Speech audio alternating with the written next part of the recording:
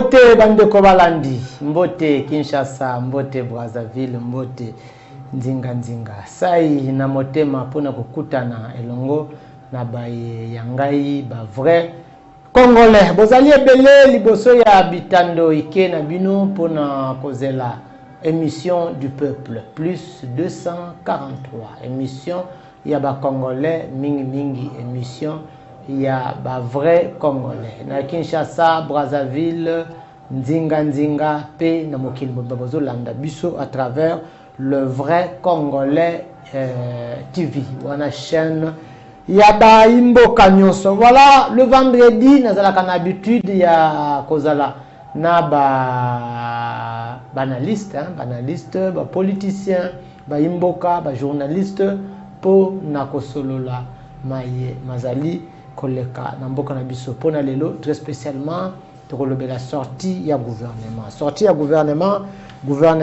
tokobengango Souminwa 2 je crois gouvernement Souminwa 2 Utarobima le 8-8 c'est ça, c'est le 8-8 Souminwa 2 nde ebimi elongo bandeko zali na plateau to koyoka makanisi epi yope ozali na ndaku tu vas donner ton avis. Équipe technique ya radio télévision puissance nyonso bazali de cœur donc bazali motema na ngai le nazali na bilo bisalu yende azali au four et au moulin, donc il est derrière les caméras, il est à la réalisation, il est presque partout. Mama Kati Massini yé avandi na ndaku azolanda biso na PCP matondi donc na tondi botondi, c'est ça neto bakana lingala ya malamu papa na biso Kiziamina Kibila yé tokoko zangisa yé jamais à tout seigneur tout tonnerre donc bijou oyo ezali ya yé ni tete makanisi d'inspiration n'habité befort na ye ba imboka mbela des fois basunga makate na nyonso bazali ko bénéficier na yango. Voilà donc une bonne occasion pour na yo tali ko landa biso po yoka analyse ya bandeko ndeko Pascal Mutamba azuli baku ya kozana biso ndeko Pascal Mbote les vrais Congolais na pesi ba téléspectateurs na biso nyonso oyo bazali ba vrais Congolais Mbote Nabino Banso.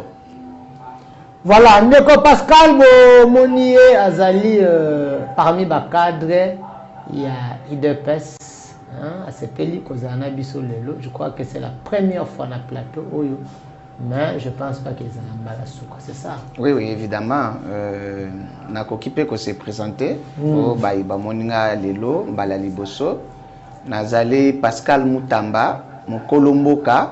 Ah, Mokolomboka. Oui, Mokolomboka. Parce que Bandaloa, Bamesana Kobenga Ngabongo, Nazali pe président cellulaire. Il y a na Bandalungwa, na kati ya IDPS. Ayo zana kadio fatika ki kabenga radiosha. Obiloko ba parce que bika IDPS kadiosha nde na se anzete kuna ba bi information ya malungeza la raté. C'est pas ça le cas. Bon, c'est toujours comme ça, mais na kati ya kadio chandenge bango ba mesana ko benga yango mais to bimisa ba to ebele même mokonzi mboka le président de la République azali ya kadio chandenge bazali ko benga yango tozali na ndeko Jacquemaine Chabani ou azali ministre intérieur tozana ba Guy Kabumbu mwa janvita baza tellement ebele. Bon, na ebité soki na koloba nini na makambo etali kadio cha mais sinon que Congomani nyonso ayebi que UDPS est allé parti à Bossoni. Merci beaucoup. Ça, c'est un autre débat. J'aurais plus souhaité aux ala Yomoko, mais on reviendra même très prochainement parce que Kadiosha, Nabato Tangi, est-ce que pour mes alliés, et ça les lit, pour mes alliés, Nakotanga Batu, ça, on reviendra. Et puis, il faut savoir qu'il y a une question. Le notable de Tchango, Patience Matete, il est habitué à plateau, voilà, il y a ce sacrifice. C'est comme le bakaba militaire, bango va pesa molimo na bango po na ekolo, ye pe ya ye molimo po na Tchango na ye. C'est sacrifice à chaque fois pour na Tchango. En tout cas, on a aussi un peu na bande kwa Tchango. Soyez cette fois-là reconnaissant, beaucoup de sande konabino. Oya le bela bino mingi. Patience Matete Mbote. Mbote le vrai Congolais, Mbote na ndeko tozali ko kabola plateau na Ndeko Pascal. Ndeko Pascal. Tozali ko kabola plateau na yo na poko ya lelo. Mbote na bana nyonso ya Tchango bazali ko landa biso. Tozali ko pesa longonya na gouverneur ya ville. Tomoni musala ya ko koba ko fungola banzela ezali ko continuer. Donc oya sali na Petro Congo ale mbate a continuer. Ko buka wana esengeli banzela fungwama. Banzela nyonso afungola boulevard akota na bakati.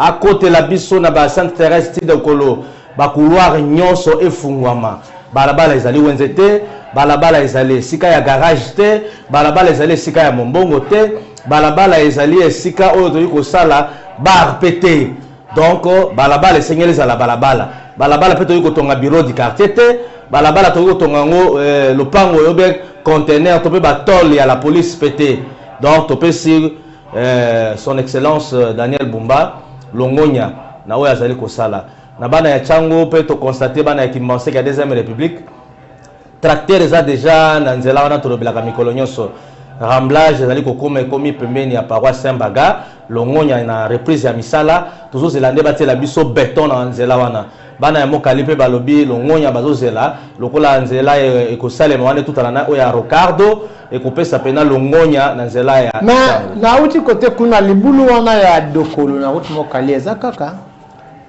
Oui, le vrai Congolais libulu wana ezali mais déjà nzela wana misolo nango ezali bakobuka bakofongola balabala donc nzela kouta banana boulevard ti etutana na Rocardo bazali kosala et tozali kosenga kaka na son excellence monsieur le gouverneur atela biso ba projet ba saute de mouton wana ekota bisika nyonso ba Carrefour pona Tchango ba embouteillage comme ezali monstre tozo senga saute de mouton ekota basalela biso ba système oyo kosala ke motauti na kati azobaluka amata boye ba mituke tutana te ekosala ke motakolonga na Kingasani dans 5 minutes dans la centre-ville. Donc, on va faciliter bisoto circuler librement. Voilà, merci beaucoup. Caméra Kakanangambu ya patience matete Tobandi. Gouvernement ya Sika soumis à 2 et demi. Je sais pas, yo mutozo landa. Est-ce que vous sentir changement ya makasi? Est-ce que le chef de l'État a raison de faire ce qu'il a fait? Est-ce qu'on allait faire comment? Je ne sais pas. Patience matete, vice-premier ministre. Nanganzo tanga ba combat pour tout ça analyse en tout cas sur sortir gouvernement qui est sur ça là vice-premier ministre vice-premier ministre batangi Jacquemain Chabani atikali na ministère na ye oui l'intérieur transport Jean-Pierre Bemba tikali défense Guy Kabomba tikali économie Daniel Mukoko azali budget nde ba changer bati Adolphe Muzitu fonction publique Jean-Pierre Liam. Pour le vice-premier ministre, qu'est-ce que vous avez à dire? Nako Kota, Yamuzitu à côté, après je crois 13 ans avant d'y répondre. Oui, le vrai Congolais n'a pas dit, dans le gouvernement et l'autre a surpris ses alliés. Le chef de l'État nous a promis que le gouvernement est Kokita. C'est vrai, Ekiti n'est nini. Ils ont dit 54, Ekiti n'a 53. Mais to kanisa ki ke chef de l'État qui sort même à 30 ou bien à 20. Mais to moni a longoli kaka moko. C'est vrai le ko la baka o kiti. Mais ko kita pourcentage wana penza ekiti pena makasité par rapport au linga ki za sous gouvernement moko zoli ya misolo ebelete. Yami balé ezali bon ba changement ya makase salemi penza te. Côté ba to ba ko gérer misolo, to moni moi dio moko ko salema kitoko. To moni dio ya Muzitu et ya Mukoko Samba tomoni déjà na bangomi balé wana soki totali lisusu na oyatikali na fonction publique liaou déjà moto ya ko parmi ba joueur ba ko sala musala kitoko CSL Bansi a zongi na kati ya patriotisme na ye matete na zongi sa vidéo ya Kalate tu as dit dernièrement que liaou asalaki bien na mandat ya liboso mandat mibale asali malamu. Oui, na lobaki yango na vidéo na émission précédente. Na lobaki yango. Mais après ko sala émission on a yo to moni ndeko liaou, auti ko beta marteau na ba collaborateur na ye. Pour la ngeza la kasoki muto asali action ya malamu. Donc de la pertinence à la pertinence, il n'y a qu'un pas. Tant asali makamwa malamu a se racheter. Soka continuer na lire wana. C'est-à-dire à boy corruption ça la pour tout le monde waza NIA zo matricule, motonyon so ba servir na l'état. toujours c'est la psycho le rôle à reconduire yé a outil peut sanctionner ba collaborateur na yé ça veut dire qu'à couper sa bango ba travailler ba kitana ba commune motonioso parce qu'actuellement le vrai congolais ba prime ils ont fait ça ba ndenge nini le vrai congolais ndé azana fonction publique kuna na bana na yé o baza na classe ba besoin de prime la deuxième primaire non baza bango ndé ba kena chaque fin du mois ba osroi ce qui l'état pas bakisi bango ndé misolozo bakisama mais bato bazo sala ba ka musala chaque jour baza na prime té baza pe na salaire té c'est ça problématique ezali siko bazo kende ke ba wana bazo ka prime ba lingi ba mécaniser bango bazo ba salaire ba avancer donc mona wana ba ndeko to sala té azo silisa kelasi amoni l'état a signalé arrêté ba servir na plateau pendant que le vrai bateau et bazo sala la drapeau au quotidien baza négliger dans la sens wana Adolphe Mozitu c'est azam moto ya ba chiffre avec ba chiffre oya ko sala na budget et ko permettre na biso to yeba lo lenge nini oyo mboka ebimisa ba bisolo ya malamu avec Daniel Mukoko Samba déjà Mukoko Samba a travaillé dans Matata Pogno tout le monde ma système de bancarisation c'était déjà dans l'époque na bango wana donc ce qui a bimisi ba mayele ndenge ba travailler dans Matata Pogno ako ba yepe à produire encore to komona un changement côté ni changement ezalité je me donne un exemple madame la ministre Ouazala qui na jeunesse azalaki na jeunesse comme Akuna la vice-premier ministre Jacques Chabani est resté avec tout ce que nous vivons comportement à policier naïe tout ça oyebi yango insécurité pe na ville ya province de Kinshasa et partout Jean-Pierre Bemba est resté avec désordre na la transport ba prix normal les alités et consorts oui le vrai congolais pour na Jacques Chabani déjà avec atelier organisé sur le plan sécuritaire et tout ça là déjà pour atténuer donc ça les structures système quoi impliqué et la communauté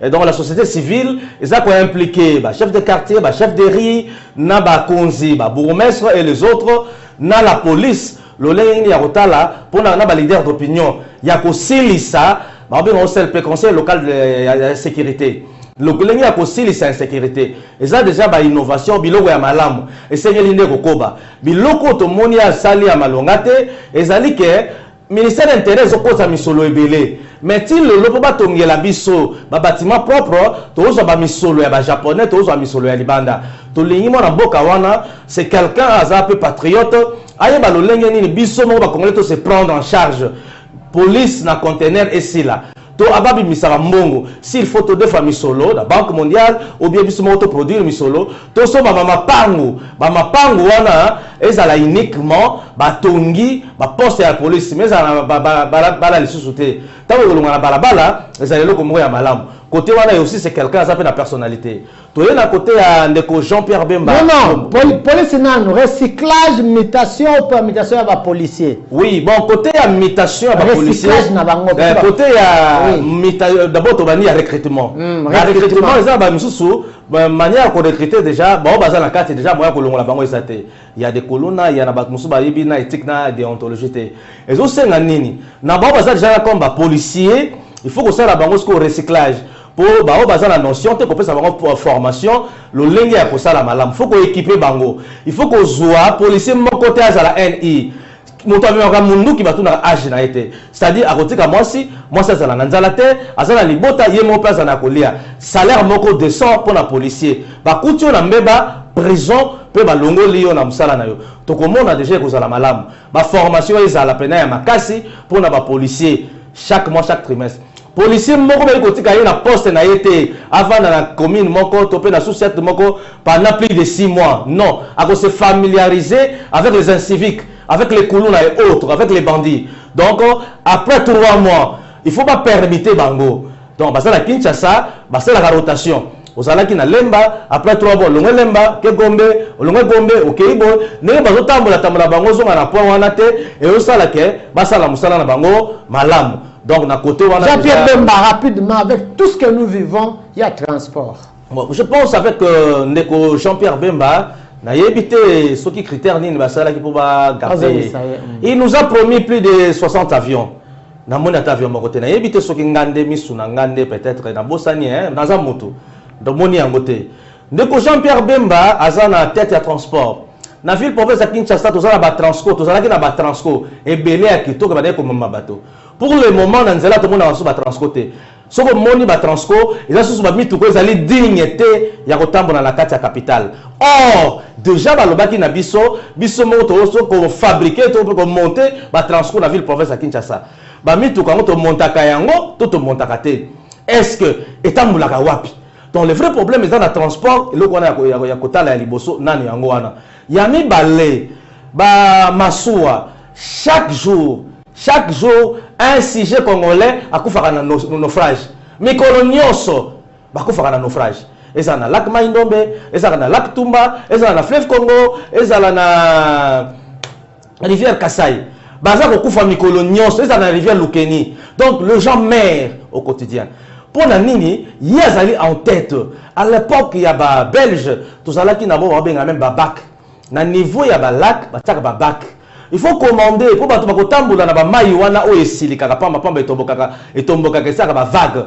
Ba bac wana ko permettre bato ba se déplacer librement. Mais il y a durant ça là qui na tête wana, tout le monde changement biloko wana te. Biloko ya rail.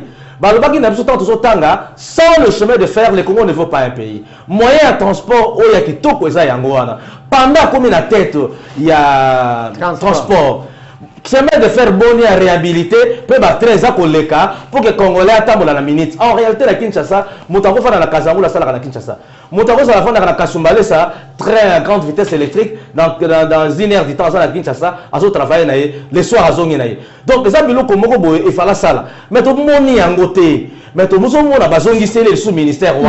Pendant que ba embouteillage ba lebele. Ba to ba futa ba na moto ba komi bele. Mbongo wana nyonso ke ndaka ba futa ba ticket na ba nzela malonga isate. Donc moi loko wana bon, on ne sait pas. Merci. Très bien.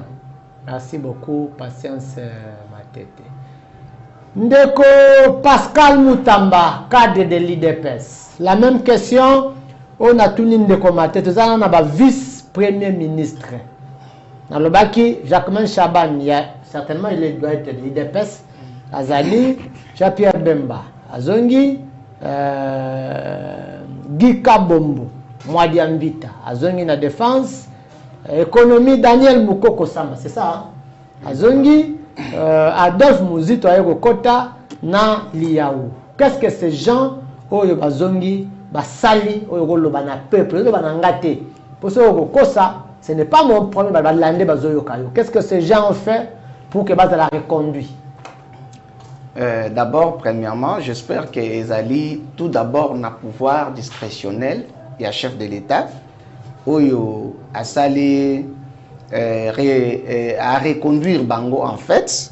Alors, pour Nakoloba, premièrement, avec les vice-premiers ministres et l'intérieur, bon, Nambuka Jacquemin Chabani, je pense que Azali, Ayakipe na ba réforme, Oyo, Ndekonanga Oto Kabolane pour la plateau, Aouti déjà Kotalisa Yangwa Wali Susu, Ezali pe parmi biloko le peuple congolais ezali ko luka ezali ko déplorer ezali ko proposer biso banso tozali ko proposer yango, c'est-à-dire que ayaki d'abord na idée moko ya ko luka kocha la police na biso ko pesa ba bâtiment malamu ko pesa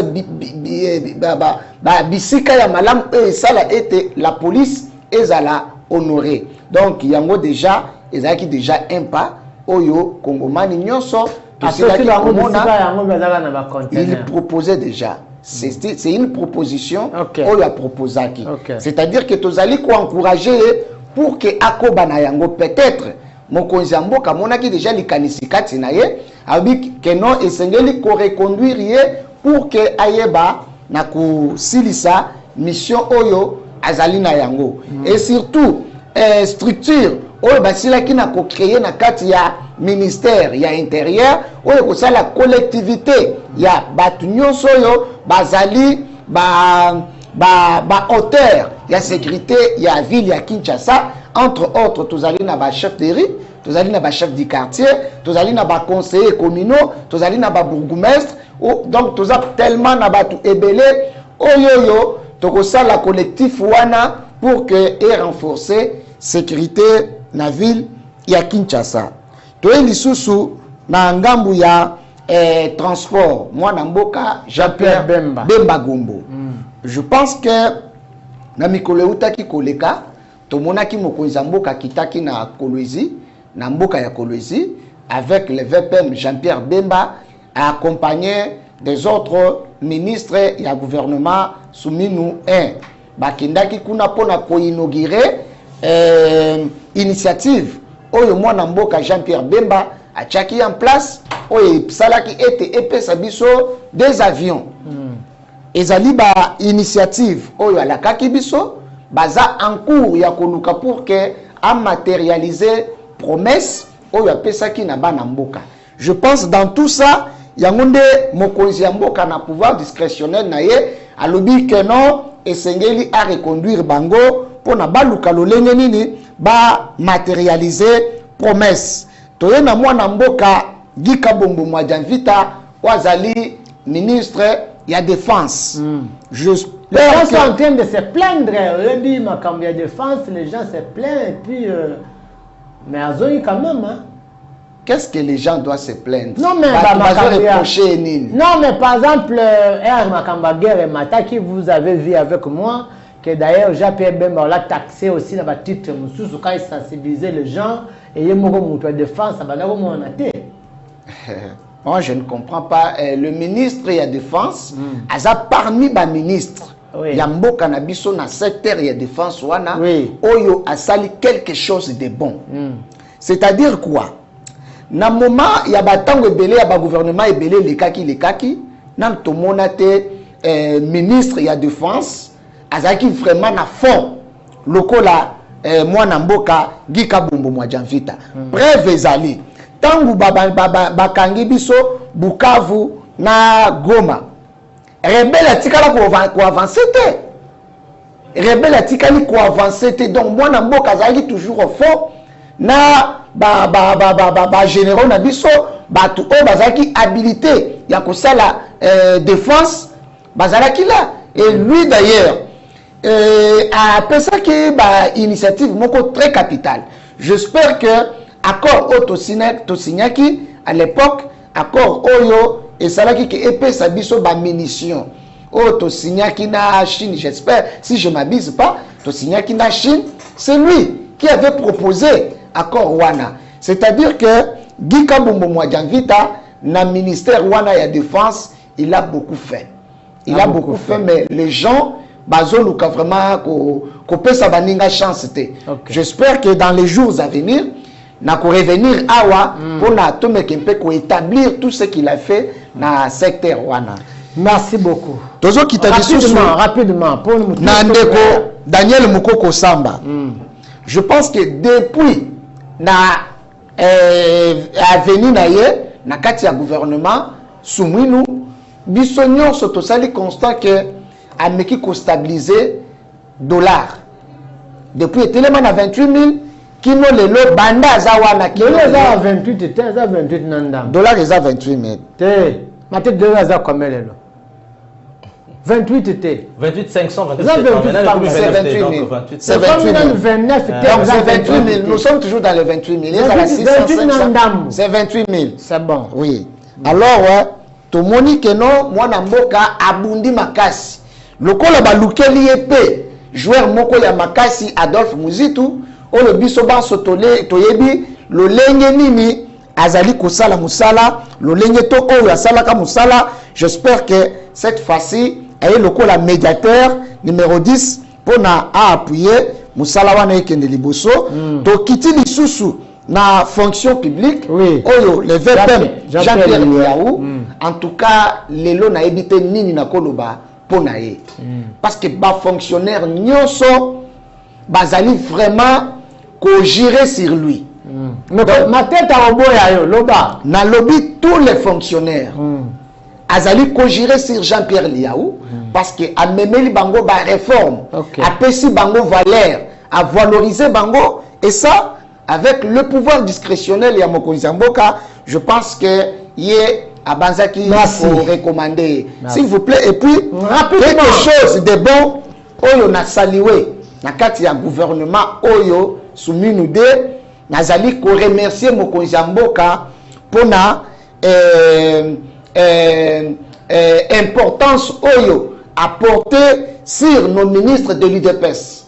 ça fait autant de fois que combien? La question que j'allais poser. C'est 53 au départ, ça me dit combien de ministres? À cause de la 9 ministres. 9, mais c'est trop, hein? À cause de la 9 ministres. Ok. Je pense que, chef de l'État, Monsieur le Président de la République, nous vous remercions pour cet acte.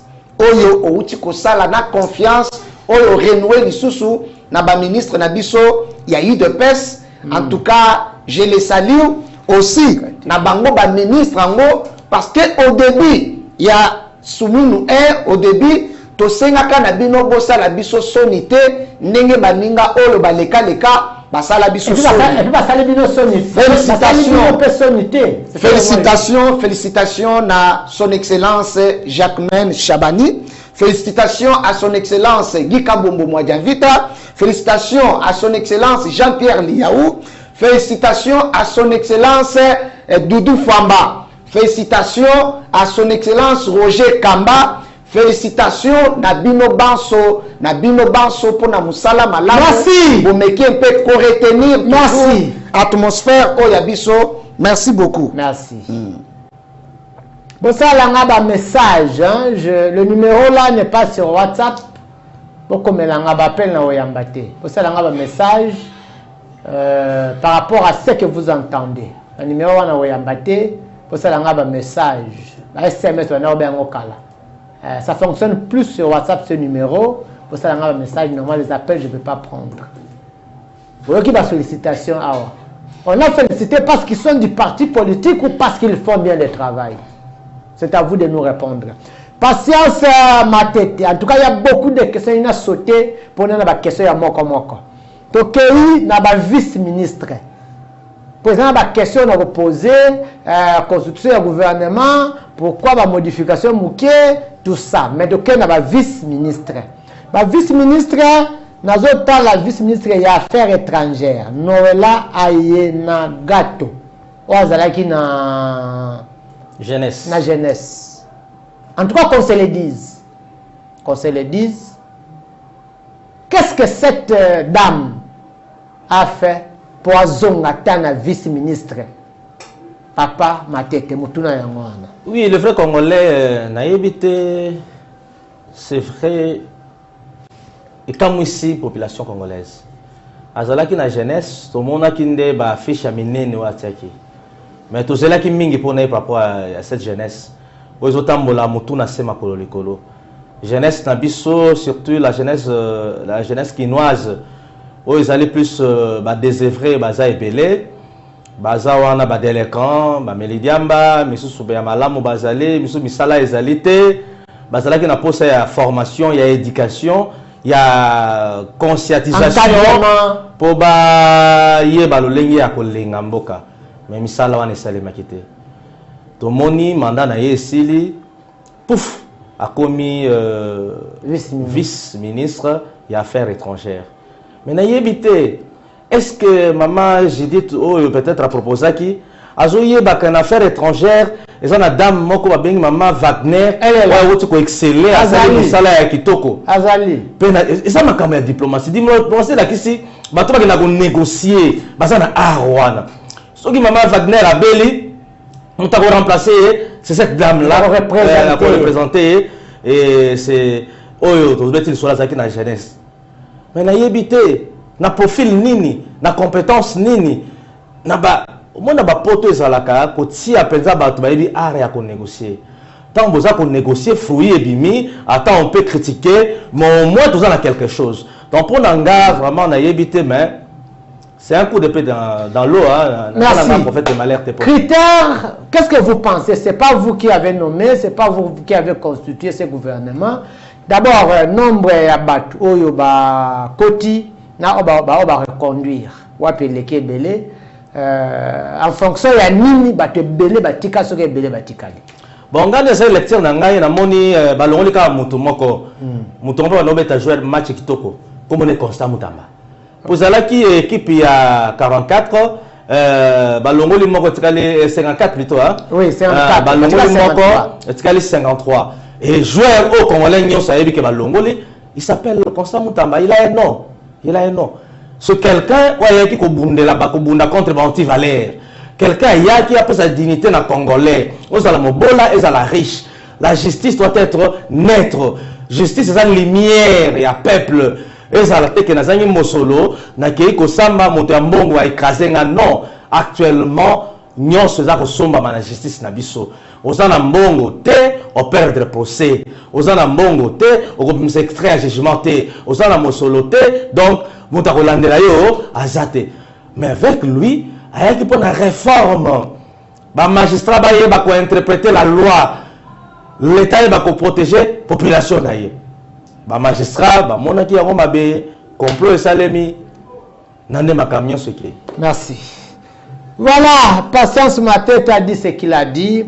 Ndeko Pascal Moutamba, la même question on a tuni Patience Matete. Pascal Moutamba, question on a tunaki Patience Matete. Ministre, vice-ministre des Affaires étrangères, Madame Ouazaki na jeunesse, a comme vice-ministre des Affaires étrangères. Monsieur Royeba, moi la réalisation naie au rappelé Bisabatu. Bien chance nini, ngolu nini ou azui pour azonga. La deuxième question que j'ai posée, selon nous au kanisa, c'est pas yomutu nommé, mais les critères qui ne peuvent pas reconduire. Bon, na bateau va remplacer, na bateau va changer, va place, va bouger, parce que va reconduire bango, na baza ebele. Merci beaucoup. Je pense que le gouvernement Oyo balongoli na bango batute. Balongoli na bango batute ezakaka le même figure. Ondeka bazongi lisusu ba reconduire moi batu ebele vraiment. J'appuie aussi que Constant Moutamba Bache Mupanzi c'est un jeune Oyo dynamique. Jeune Oyo ayaki vraiment pour appuyer Mokonzi Mboka en fait. Il était venu dans la vision du chef pour l'accompagner, mais par mauvaise foi, il y a des ennemis de la République, bandima quitté que ndekonabiso wana ayebana kozala kati na bango parce que pour na bamususu bamonaki comme si azali ko étouffer bango, mais tozali ko encourager place azali toujours na courage, surtout esprit au azanango état d'esprit, garder yango toujours. On va continuer et continuer votre lutte en fait. Et puis Nazali Koya au Azali vice-ministre, oui, il y a affaires étrangères actuelle Madame Noëlla. Ezali toujours quand Nazali Koluba, c'est dans le pouvoir discrétionnel. Ça signifie du quoi? Chef de l'État. On peut reconduire même celui qui n'a pas bien fait. Non, écoutez, il y a des choses oyoyo. Bisoto omonate yemeye moko mokonzambo kazomona. OK. Peut-être atalaki na musala oya salaki na démarche ya salaki ya comprendre que non sa place est dans la jeunesse, place na ye esengeli akende boye parce que c'est que nous pouvons aussi retenir ezali que jeunesse congolaise esengeli tozwa expérience. Mais expérience en tozwa ngo na balabala te, tozwa ngo na musala. Et un bon père c'est celui qui voit que dans celui-ci il y a telle ambition. Quels sont les jeunes qui côté à Sikana gouvernement Oyo? Comme tu me parles de ça, mais moi je vois peut-être na Congo Oyo, Tozali na mwana ya Kutino. Elle est jeune. Combien sur combien? Non, avançons d'abord. Vous m'avez posé une question sur Madame Noëlla. Je suis en train de répondre. C'est-à-dire que papa ya ekolo atali amoni que non bisika mwana Oyo azali et bongi na été esengeli na déplacé na pesa expérience na place Oyo esengeli na c'est pour cela nazali koloba que non c'est dans les pouvoirs discrétionnels il y a Mokonzi Mboka. Donc pour nangai na koki koloba que Madame Noëlla a convaincre jeunesse congolaise mobimbate. Donc elle n'a pas convaincu. C'est pour cela peut-être que akoki bakoki conduire yete na poste wana ya ministre ya jeunesse. J'en profite l'occasion pour na koyebisa ye. Elle est jeune. Nazo pese conseil que place Bacheyo, fais-toi voir. Travailler. Travailler. S'il y a moyen, chercher les gens qui peuvent t'aider pour que nous se positionner. Donc c'est tout ce que j'ai à dire. Rapidement, la dernière question que je n'ai pas posée à ma tête, je vais commencer par ça là. Pourquoi on n'a pas changé la première ministre? Pourquoi il va changer? Pour ne pas changer, bon, première ministre, je pense que... Ils appellent un pouvoir discrétionnaire. Pas seulement un pouvoir discrétionnaire. Non. Première ministre, je peux vous dire qu'elle a quand même bien travaillé. Nanine, par exemple, oui. Parce que c'est un problème, surtout Nabino Bandeko, journaliste, Bozali Kozong, il a toujours question. Oui. Premier ministre Azali, chef du gouvernement. Oui. Yé Azali Moutou Yatren. C'est-à-dire, non, pas même question à Kolongwa. Azali Moutou Libelate. Oui. Elle n'est pas éternelle. Donc, à Kolongwa. Maintenant, il faut toyer Bakake. Yé Azali Moutou, ou Azali ko placer bas joueur. Na gouvernement na yé ou yéouti koleka. Tellement qu'il a placé qui très bien bas joueur. Donc, moi, Kolongwa yé, exact. Pour bas joueur na yé belé ba beti kitoko. Et Belé Babeti Kitoko, voilà la raison pour laquelle elle doit être reconduite. Donc Pascal Bajouer et Maman Souminwa na mandat liboso Babeti Kitoko et Belé. Tanga biso misat. Non, Constant Moutamba, oui. Ozana Doudou Famba Likunde. Oui. Ozali na Jean-Pierre Lia. Osenga misat na kolekisa. Merci beaucoup. Patience, ma tête. La même question qui était la dernière ici, ta première question. Toujours pouvoir discrétionnel et chef de l'État ou Nini Sali que maman, premier ministre, soit à Sali Malamou, soit c'est le pouvoir discrétionnel. C'est pour elle ce qu'elle va nous amener où? La question. Bon, moi je pense qu'on reconduire il y a plus de volonté à chef de l'État à partir au pouvoir. C'est là qui a Zonga. Là sur terrain, bon, je ne sais pas, parce que il y a à répondre par rapport à mes besoins. Azali, chef exécutif, responsable devant le Parlement, le Lenyembo que Azali Kotambolam. Nakati Nabiso, Makamebele sa Kotambolam Malam, toujours sur le plan injustice, toujours sur le plan. On doit le but que les mandats classés qui va bêtir bien dans le mandat libos. Oui, na rejeté na wana. Tout le monde a Azali na des dossiers. Oyo kombo na Azali qui cité na justice. Ok. Mais na mon il part et c'est qu'il faut comparaître. Ah wa kutu ya Mutamba, ya Mutamba, na ya dossier ya oyo ba roulage. Na des dossiers wana ce qui est vraiment c'est là qui sont malamu. Fallait la représenter. Aya ko samba atinda bato. Caméra na 100 jours malgré ça là qui tout le monde qui a eu ko samba non? C'est-à-dire na makambo ya ko samba tout même Mutamba ça qui mais sa justice na ko samba démissionner. Donc, na biloko mususu poto asseoir état de droit, ce qui va tangi la justice, na politesse, il faut qu'on répondre. Tant que vous répondre, tout le monde vous allez se soumettre, vous allez ça ou bien tenir avocat na yé. Donc pour nanga bon na yébité. Peut-être voyons voir à changer tactique na deuxième mi-temps na yé oyo to talana le 6 premiers mois. To komeka ko évaluer. Mais pour nanga ba reconduire yété par rapport à cela qui to kaliboso. Ba joueur na belé babeti malam. Ba joueur au babetaki malam, je pense qu'ils allaient ndeko na biso ministre de la justice. Hier abeti malam. Bon, baza plus de 3 terres. OK. Hein, pas plus de 3. Ce qu'on juillet, on peut aussi accepter ministre de la défense. Ndenge ndeko auto ko l'exposer na yé. Il pas babetaki malam parce que ça là que senga ko sala. Tout ministre de la défense. To bakisina ministre intérieur. Ministre intérieur, donc Azan a plus de 50%. Surtout dans Bango Misato wana, tu vois qu'il est Bango Flair, basali malam. Ndeko liao, Zalaki na tous les atouts, mais le col va promettre. Mais ne parlez bien à Keba, un union mécanisé, il a dit ici. Ce qui va un union mécanisé, pourquoi Ndeko liao à suspendre ba collaborateur na la fonction publique?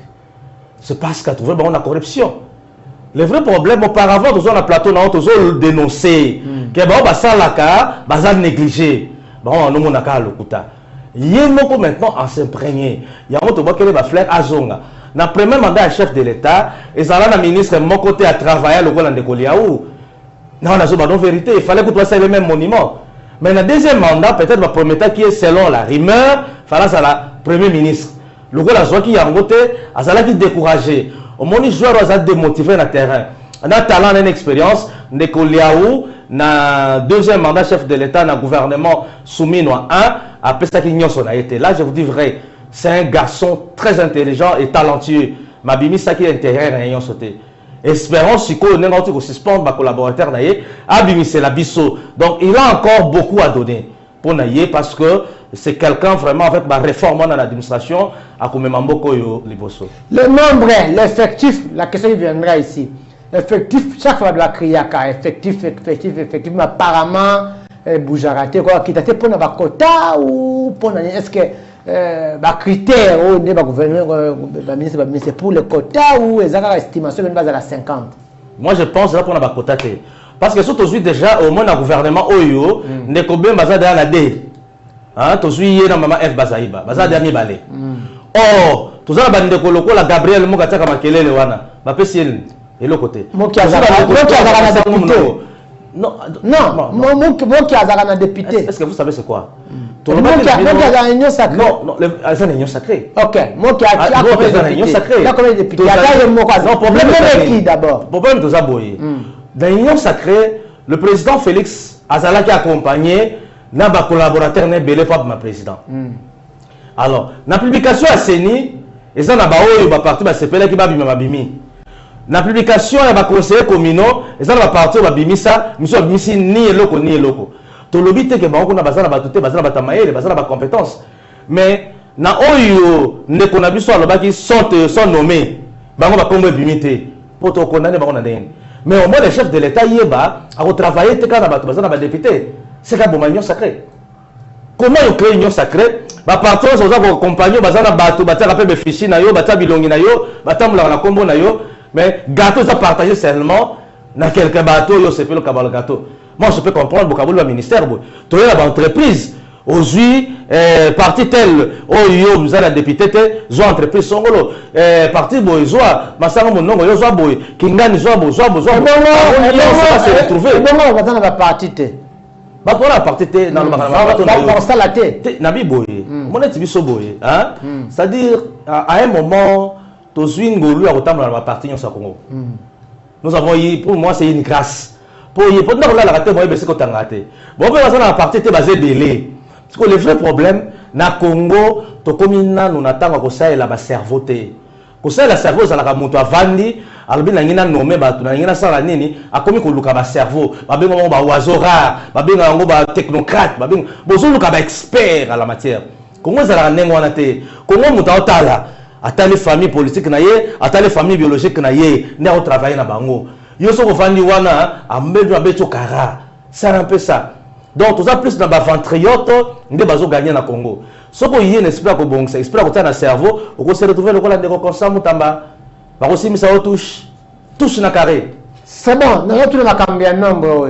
Les amouqués, les belés, pourquoi on n'arrive pas à réduire selon eux? Bon, selon moi, Congo est allé payer à Moukete, ils ont payé à Mounene. Oui. Donc, il n'y a pas de ministère qui a Sangisa. Ils ont un ministère rebellé, il y a Sangisa. Ce qui va Sangisi Yango, alors là, il faut maintenant qu'on responsabilise l'administration. On va bien avoir secrétaire général. Mais il y en a.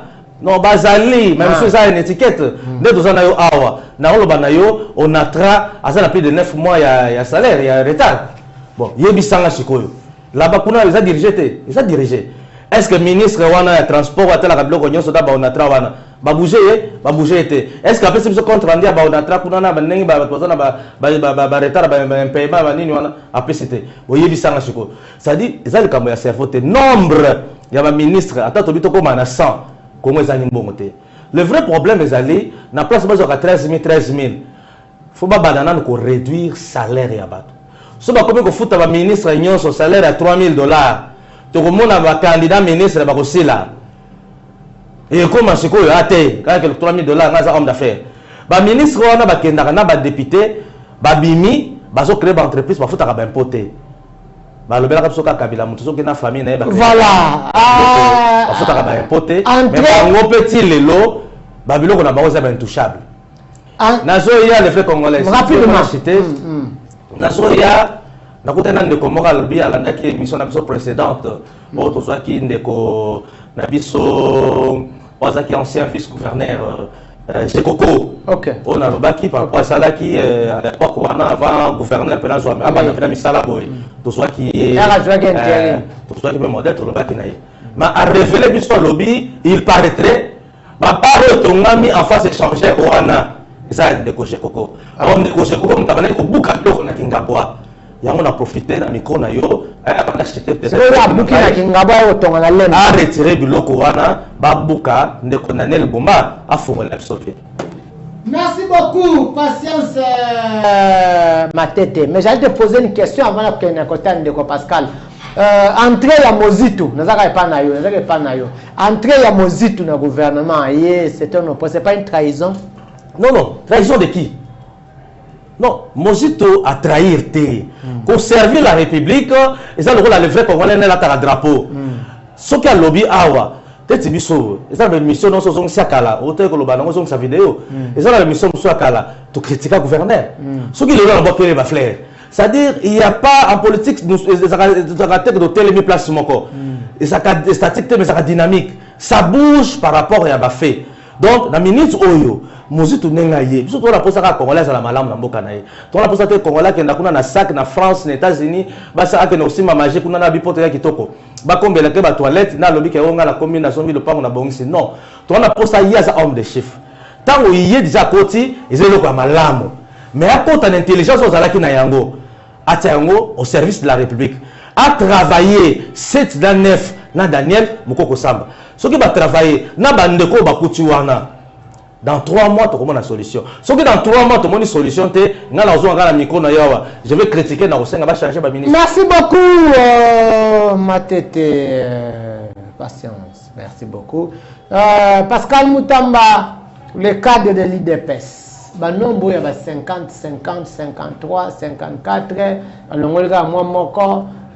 Pourquoi on dit ça la passe pendant que les gens sont en train de demander, il faudra que nombre il y a ministre quand Kita, tout ça, et puis il n'y a pas de ministre parce que c'est mis balai, tout ça, qu'est-ce qu'on peut dire?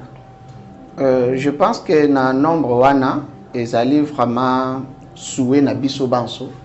Souhait ya Congolais nyonso, y compris même Yemoko Mokonzi Mboka, ezali souhait na ye. C'est que le quota. Non, c'est pas question de quota. Il faut qu'on y ait que Mboka na biso ezana na makambo belé. Makambo belé oyo esengeli to sala et surtout qu'ils a tellement nene. C'est un pays très vaste. Un pays continent. Oui. Alors ils ont vraiment pour faire quelque chose, il faut réfléchir 7 fois. Peut-être il a réfléchi cette fois, il a vu que... Le pouvoir discrétionnel. Pas question de pouvoir discrétionnel. pouvoir discrétionnel, ils ont dit... Alors, peut-être Atali a montré que non, ce n'est pas le moment. Il y a Kokitissa, nombre, il y a ministère. Alors, Nayango, nous avons dit que le kola yokaka toujours peuple congolais, le kola yokaka population naie, c'est quelque chose qui dérange tout le monde parce que tous on attendait na maloba naie que asali la yango. Mais chose grave, Tomonika Kabasali -1, quand même il a osé, mais à comité. Prochainement, il faut que asala quelque chose. Donc c'est ça. Voilà, -1 et puis Babagisa quelque chose.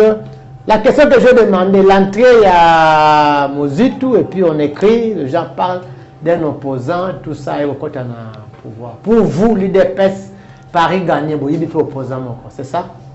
Pas question, il faut que comme un moment oyoyo. Comment vous n'avez pas réussi à nommer il y a Fayoulou, après c'est Peigne, parce que les gens soupçonnaient que Peigne à Rosala, Chantal Mobouni à Rosala, Fayoulou à Rosala.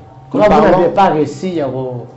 Nous parlons de Mozito. Non, c'est la Bakissi Mitouna, papa. Mais je vais d'abord répondre à Mitouna et à Mozito. Oui, oui. Alors, dans Azali Kolobaketo, comme il y a un moment où il y a des Congolais nyonso azwa conscience que tout ça, il y a distraction, tout ça, il y a division, tout ça, il y a la bomoko pour que Mboka et Kendeli Bosso. Je pense que n'a pas même question oyo. Ngonga oyo mwana mboka Jean-Pierre Bemba yepe andimaki kokatisa na ngambu pona kosala elongo na mokonzi ya mboka Félix Antoine Tshisekedi Tshilombo, c'était toujours les mêmes questions, mais moi na mboka Jean-Pierre Bemba Gombo, il avait compris que non tinate ya kotikala na ngabu ko critiquer ko boya autant mieux to sangana liboke to salela mboka. C'est ce que moi na mboka Adolphe Muzitu a compris, que ce n'est plus le temps de division, de combien de temps il y a unité pour servir la nation. Je peux vous dire que tous les qui s'y moulaï na ba querelle, ba débat, ba discussion, oyo mboka ezali ko kende libosote, ezali kaka toujours ko zonga sima. Mais maintenant il est temps que tu comprendre, tu avancer, tu faire avancer le pays na biso. Moi na mboka Adolphe Muzitu, avec l'expérience qu'il a, oyo nyonso asalaki po na mboka oyo, c'est aussi un grand temps oyo ba pesi lisusu deuxième chance que côté nyonso monaki ba faute tango vandaki na ba azali komona ba faute na kati ya terrain, maintenant aye pour que apesa sa correction. Et wana likambu ya ko débaucher to Paris gagner ezate Paris gagner ezalaka intérêt ya peuple congolais na intérêt ya République démocratique du Congo. Pascal Mutamba, apparemment dans la constitution, apparemment il y a gouvernement ya suka oyo mokonzi mboka Alemanie. Est-ce que vous pensez que ba joueur oyo ba pion au mokonzi mboka tie na gouvernement oyo apparemment, donc c'est leur constitution, parce qu'en 2028 il faut une élection, apparemment il y a remaniement ya suka. Et vous pensez que ba justage ba pion bien pour le système mandat? Je pense que Tokomona bango na misala na bango, parce que jusqu'à la preuve du contraire, tozana nous na ba oyo tomona ki ko beta na première mi-temps, parce que toze la deuxième mi-temps, total asiko e beteli na bango. Parce qu'il y a aussi ba o mususu ba eko s'ajouter, et ça pena ba mususu ba sali déplacement, azaki na poste oyo ba longoli koto ba cheboui. Maintenant c'est à nous maintenant ya kutala bango. Ndenge kaka ndeko utaki koloba ke non tokotala bango dans 3 mois tout le monde a soki ba osala nini. Donc tozo pesa bango ba chance pour que ba meka kosala malamu, mais au moins moi regret oh personnellement nazanango mokonzi mboka esengelaki na yebisa o vérité que nazaki kozela komona David Mukeba Kalengai na poste ya ministre ya ITPR, mais tango abimite pour ça azali conseiller à chef de l'État en matière ya infrastructure. C'est quelqu'un oyo na poste wana so moni baya ebele, mais kino lelo azali toujours koko ba place wana, parce que le travail qu'il fait sur terrain est visible. Et ça travail oyo yo batutu ba omona que non réellement il est du domaine et puis il le fait bien. Voilà. On a plus forte raison que bah qu'on fait ça y est ni des chances oui. Entrée imminente dans le gouvernement ya Eliezer Tambwe, ça on ne peut pas s'en passer. Qu'est-ce que vous vous attendez personnellement? Évidemment. Vous savez que la plupart des bons dizaines ne sont pas des bons faiseurs, la plupart. C'est ça aussi. Maintenant, to moni ndeko Eliezer Tambwe à Kotinagé. Oui. Oyo peuple congolais, bazali kozela, pe bazali kosenga, selon le lenge tozali komone la ye, koloba na ye, pe makanisi na ye. Voilà, il est na kati ya musala. Maintenant tozali kozela yo ndeko Eliezer. Tomona yo bolingo oyo lobaka toujours pona Congo, otu olobaka wana tozali komona yo o chango na misala. Ou accompagner ndeko na yo Gika Bumbu Mwadjanvita, musali salama malamu. Merci. Patience Matete, l'entrée ya Makasi ya Eliezer Tambwe, je crois que c'est la dernière intervention que vous aurez pour ce soir. On ne peut pas s'en passer, tout ça. On dit que bate belé, baloba mingi na Congo, basalate ba fimbu, dis-moi na parlement, banyao, bakota kuna, balela susu te, balobaka te, il y a beaucoup de choses. C'est comme les Français disent, la plupart des bons de ceux qui disent beaucoup ne sont pas des bons parleurs. Qu'est-ce que vous pouvez attendre d'Eliezer Tambwe? Bon, moi je pense que Eliezer Tambwe, tu vois qu'il est mon frère. Oui, d'accord. Mais quand on a une émission, on a une émission, on a une émission, on a une critique, on a une idée. Il y a une presse. Donc, parce que ce qu'on a captivé, kozwa pe leçon ya ba ene na ye nyonso ba lekaki ba mabaku bakutanaki na yango akei na ba retraité. Moi je pense que c'est un gars intelligent, il va s'en sortir. Côté na ye président na obanga pena mingité, mais total elena nous dans 3 mois na équipe na bango. Maman j'ai dit pe na gouvernement oyo na yebi ke aza na tête pe atikali mingi wana ils a plus pour la compétence té. Mais batiki ye wana par rapport ya leadership. Tout ça, ndeko Jean-Pierre Bemba, un ancien vice-président, a condamné que ndeko Musito ayeka sikoyo a comme premier ministre a géré bango nyonso. Il y a un vice-président géré par Mama Souminoa. Tout ça, nous avons moi plus de 4 poids lourds basés dans le gouvernement oyo. Le fait que Mama a souple a fongoli pe maboko de sengaki koyeba ndenge ni ko servir bato nyonso. Moi je pense le chef de l'État n'a pouvoir discrétionnel na ye atala ki ndenge ni pona ko garder cohésion na équilibre na kati ya gouvernement. La dernière question, l'absence de Fayoulou et ses acolytes dans ce gouvernement. L'absence de Fayoulou, mais le vrai congolais na koyeba sa yo na bandeko baza kolanda na confrère na tozana na plateau que ça remaniement ya soukate. Ya soukate. La soukate. Là non, pas dans ma tête en tout cas, fona ngana merana ko éclairer ndenga lobaki na bandeko. Moi j'ai dit selon logique, pour te cycle, il y a des élections na biso. En principe selon la constitution, je dis en principe, hein, selon la constitution, on doit avoir des élections en 2028. Vous comprenez non? Maintenant, allez-y alors. Moi je dis. Alobi ya soukate na ndenge nini. Pour ne toza boye. Tozo bakende ko fayo bazali banda. Tozo bakende bandeko na biso o bazala est on a bazali banda. Le président de la République comme Tata a kozala na plan B na gouvernement yo comment ko sangisa ekolo. Yango ezali. Donc selon vous tout le monde doit être dans le gouvernement. C'est-à-dire to comme na gouvernement d'union nationale plus inclusif encore et koya na ba mikolo ezali koya. Wana ba joro ba ko se distinguer yango na osenga na bino tout le monde a mouillé mayo na ye. Bon ba mouillé mayo te. Le chef de l'État a recarté Bango. Pour que chaque parti est là. Parce que le chef de l'État a la mission de Sangisa étendu Nyonso ya RDC. Drapeau ya Congo et Pepa Bissika Nyonso. Alors, à quoi utiliser les moyens, à quoi utiliser la diplomatie, à quoi utiliser la méthode de Nyonso pour Congo et son na bomoko. Na voilà tant que Salema de tout le monde même de Kofayulu à quoi yeba na kotia ba joueur na ye. Na gouvernement Nyonso et donc à malam. Donc on trouve c'est la carapo beaucoup batata na biso beaucoup maman na biso boluka bo servir biso malam. Votre dernière parole pour l'émission Lelo. Dernière parole na ngai vraiment pour le gouvernement ko loba mingi te nazo lobela kaka monsieur le gouverneur nazo sepela na ndenge tracteur wana ebunga ki se zongi misala pe bandi to sengi na lufimi na njili na quartier 5 na lufimi batongi bureau du quartier na kati ya balabala tracteur ebuka yango tozana posa tracteur ebuka babiloko nyonso l'état tia pe na balabala banzela nyonso efungwa makoba tracteur wana to yoka ebuka ka bisika nyonso o batonga na balabala soki eza en permanence dans 5 ans congolais akobanga kotonga na balabala ba expatrié nyonso batonga ba clôture na bango bazwa ba groupe électrogène batia na balabala yaka na dank vuza ba groupe wana tia na kati ya nini eke na hôtel de ville balingi ba récupérer yango bafuta mbongo ba misolo ba mwa nyonso oyo ba groupe électrogène elala na balabala. Merci beaucoup Patience Matete d'être venu dans l'émission Lelo. Merci le vrai. Voilà, Ndeko Pascal Moutamba, cadre de l'IDPS, vous aurez aussi votre dernière parole pour na poko ya le taliba caméra ya Bilo Bisalou au lobby na Ndeko ya IDPS Ozolandayo et puis qu'on retienne quoi votre dernier mot pour na ministre Nyonso en général.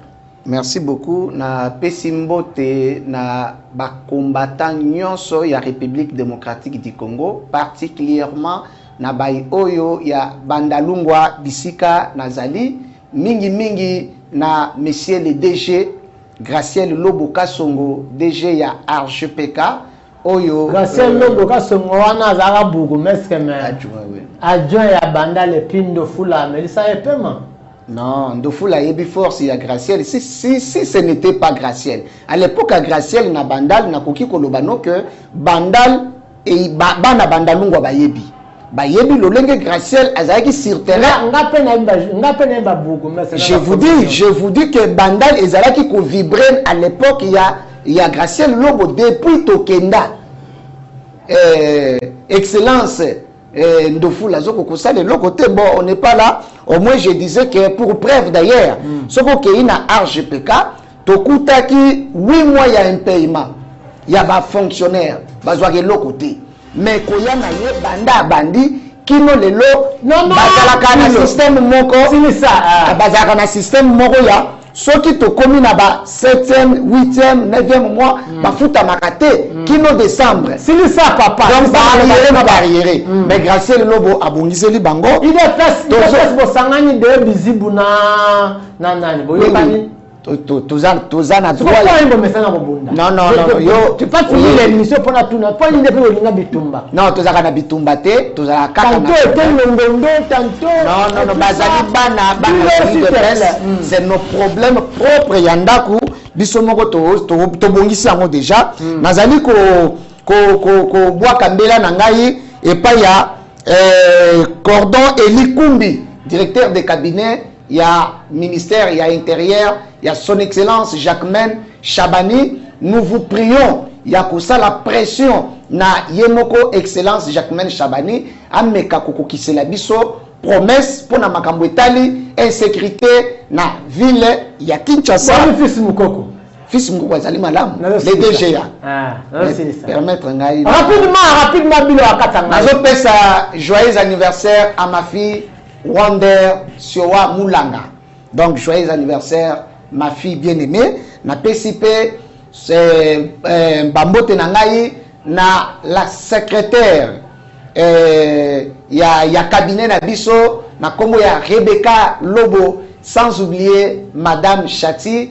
Et merci l'assistant, Maître Donna et Maître Mambo. Merci. Isaac. Merci. Et puis, merci. Merci. Voilà, Ndeko Pascal Matondi pour la présence de l'émission. Merci beaucoup. Voilà. Merci beaucoup, na Bandeko Balandi. Vous comprenez que na commis na souka l'émission. Moi aussi, de ma part, je félicite l'équipe Nyoso. Il y a gouvernement, de l'eau, la présidente Binombote, na le Mabé pour la Binote. Je félicite Eliezer Tambwe.